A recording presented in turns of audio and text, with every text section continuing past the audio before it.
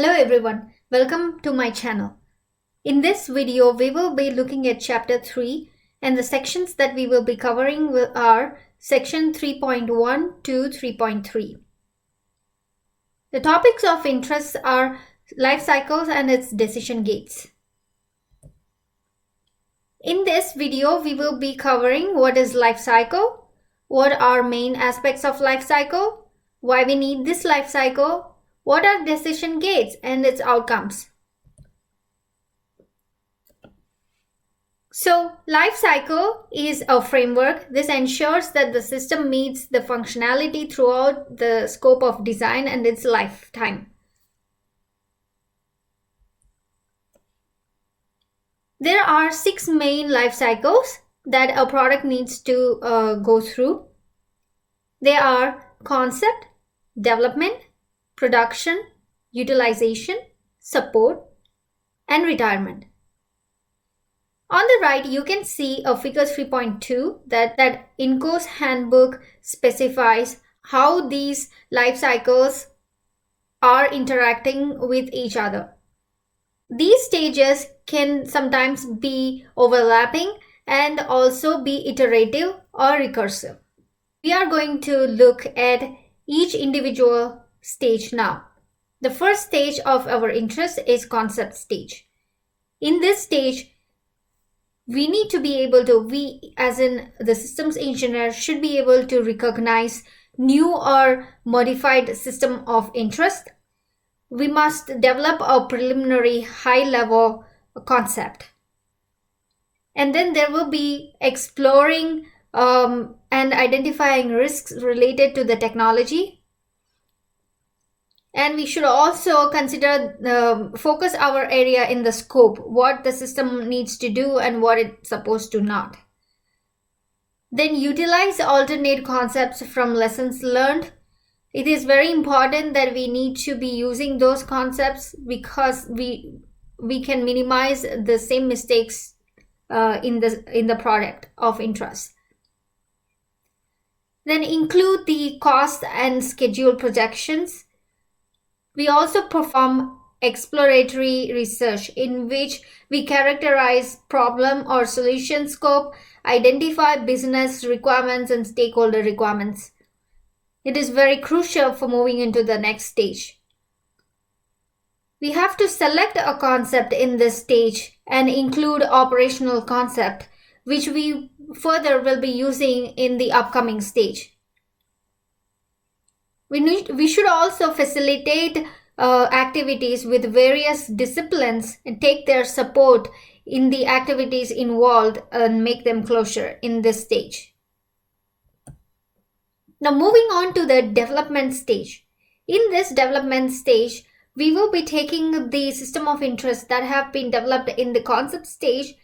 This is going to be a base for us to start with the development stage. And then we further refine our stakeholder as well as system requirements.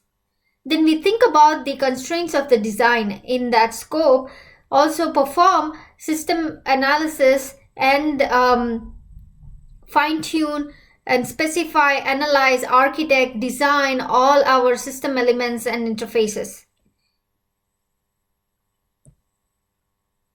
In production stage, now we are going to consider the modifications needed for that product that we have developed in order to be in the production. We also need to think about how to minimize the manufacturing costs and cycle time.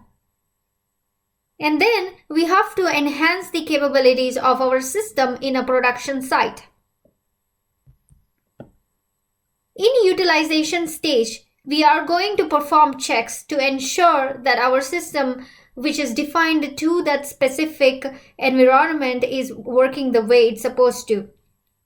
And we also need to ensure smoother integration of our system into those operational systems.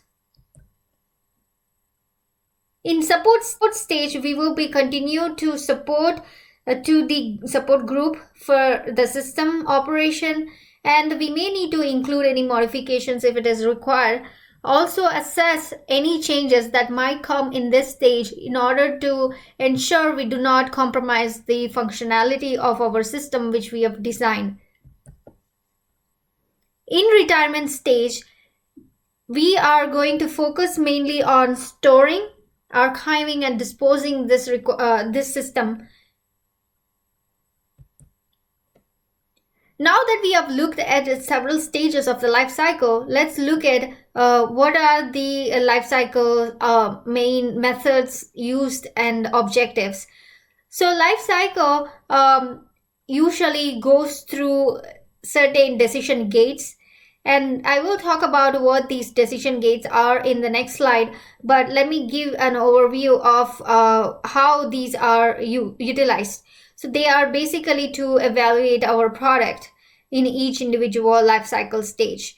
It ensures that we actually designed our system to that scope, and cost has been assessed, schedule and performance has been assessed in these life cycles along with the decision gates. So the aspect of our systems engineer it mainly lies in the business case and budgeting. It also talks about the aspect of systems engineer in through these life cycles. We are involved in business case, budgeting, and also technical solutions to these systems. Then the systems functionality. As a systems engineer, we are required to ensure the product quality meets the performance, and we monitor the interfaces and assess or track the failures while the system goes through this life cycle. Now in the decision gates, we will be looking at what this decision gate is. So the decision gates, as the name suggests, that we are going to review the product quality, costs, and other performances and assess that whether we can move forward to the next stage or not. So that's the decision gate. In the it also ensures that we discuss and understand the verification or validation criteria, any roadblocks for those, and also support groups related to buyer and seller are in synchronization with the timing. So in decision gates, we come out with those decision gates with certain objective. So there are certain options that the organization opt in order to either move us forward to the next life cycle or terminate, or whether we have to go back in order to finish some additional tasks. So these are the options that we do have at the at each decision gate. So acceptability to new stage will allow us to go to the next stage. Acceptability with restrictions will make us go to the next stage, but also finish some action items that are intended to be followed up. And unacceptable meaning we are not allowed to go to the next stage, and we have to come back for another review until we are ready. Unacceptable return to preceding stage. So we just cannot move forward. We have to stay in whatever state we are currently. And unacceptable put a hold to project suggests that we gotta put a hold to it. We are not allowed to move to the next stage. And the last one is unsalvageable. You are terminated from the project. You cannot proceed to the next stages. So these are the criteria that decision gate mainly identifies. So whenever a decision gate is organized by your organization, there is a certain group of people that organizes this and assess the work quality of the system and product. They include these main criteria when they are hosting these decision gates. So they will define what is the scope for the review, which stage it is related to, and it also includes what is the entry criteria and exit criteria. Date, time is location also is included for us, for the engineers and manufacturing people to attend, and there will be host and attendees information included. Evidence will be evaluated at each stage of the life cycle, and there will be action items out of this gates that we are supposed to complete and be followed upon. And there will be a method of closing recognized or identified through this process. Okay, so let's pause for a moment and give the quiz here.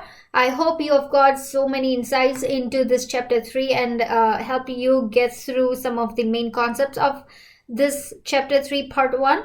So let's look at these quiz questions, and you can pause the you can hit a pause button and try to answer these, and I'll show you the answers in a while. Okay, these are the answers for some of the questions that I've included in the quiz.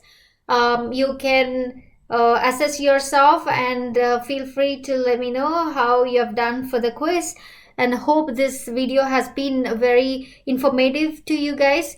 I thank you one and all for watching my video, and if you like this video or content, please like it and share it, subscribe to this, so whenever I post a new video you will be notified and you don't have to miss my videos.